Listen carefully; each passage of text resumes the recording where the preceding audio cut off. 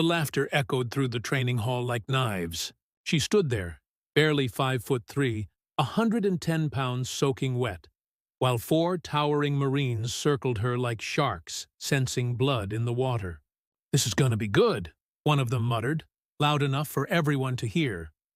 The other recruits snickered. Some pulled out their phones. This wasn't training anymore. This was entertainment. Her name was Maya Chen, and she'd just volunteered for the Marine Corps Martial Arts Program demonstration. The instructor had asked for volunteers to show basic defensive techniques, and her hand shot up before her brain could stop it. Now, standing in the center of that mat, surrounded by men twice her size, she was beginning to regret everything. "Hey, Tiny," the biggest one called out, Corporal Jake Morrison, 6'4", 240 pounds of muscle and ego. "You sure you're in the right place?" "The dance studio's down the street." The laughter grew louder. Maya's face burned, but she didn't move, didn't speak. Just stood there with her hands at her sides, breathing steady, eyes forward. The instructor frowned, but said nothing. This was part of it, he told himself.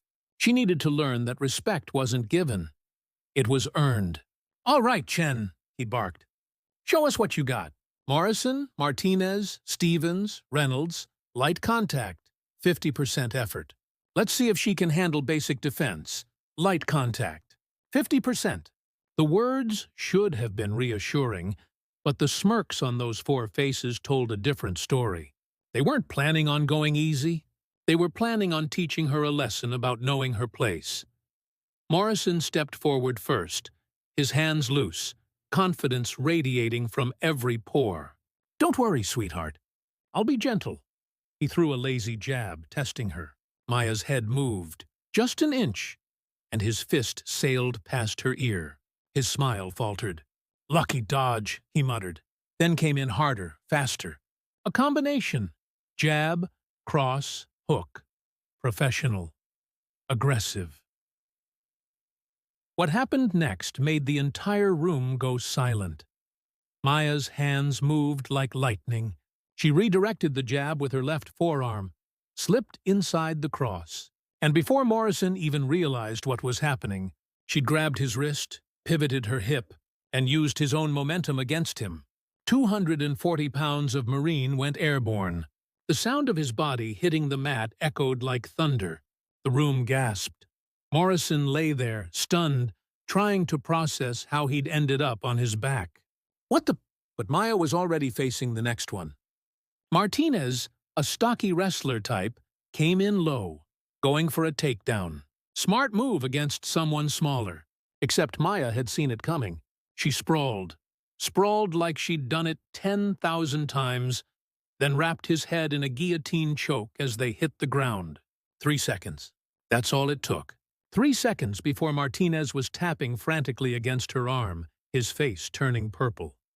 The laughter had died. Now there was only shock, disbelief, fear. Stevens and Reynolds looked at each other. These weren't games anymore. They rushed her together, thinking numbers would overwhelm her. Stevens went high. Reynolds went low. A coordinated attack that should have worked against anyone. But Maya wasn't anyone. She caught Stevens's punch mid-air, twisted his arm into a standing armbar, and used him as a human shield against Reynolds. When Reynolds hesitated, just for a heartbeat, she released Stevens with a push that sent him stumbling backward, then closed the distance on Reynolds in a blink.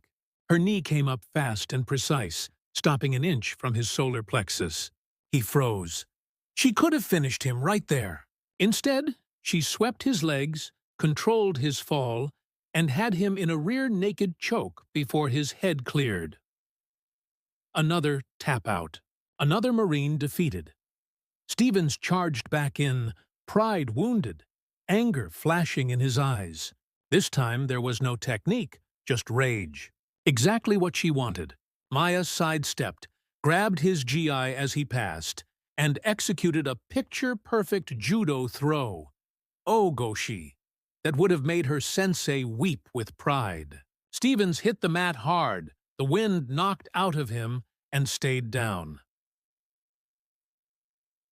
4 Marines. Less than 90 seconds, all on their backs, staring at the ceiling, trying to understand how the girl they'd laughed at had just dismantled them like they were white belts on their first day. The silence in that room was deafening. Finally, the instructor stepped forward, his face unreadable. "Chen," he said quietly, "where did you learn to fight like that?"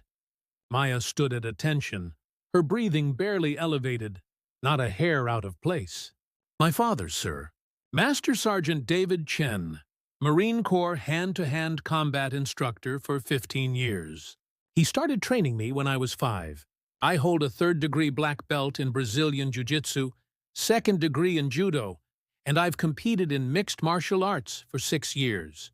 23 wins, 0 losses." She paused, then added, "I didn't mention it earlier, sir, because I wanted to see if anyone would ask me about my qualifications before assuming I didn't have any." The weight of her words settled over the room like concrete.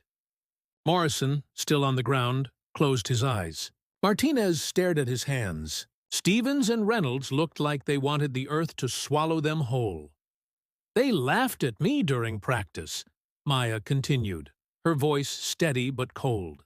"They assumed that because I'm small, because I'm a woman, I couldn't possibly belong here. They didn't ask about my background. They didn't ask about my training.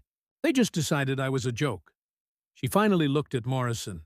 The only joke here was thinking size is all that matters in a fight. The instructor nodded slowly, then turned to face his Marines. "Gentlemen, you just learned the most important lesson of your military career. Never, and I mean never, judge a warrior by their appearance.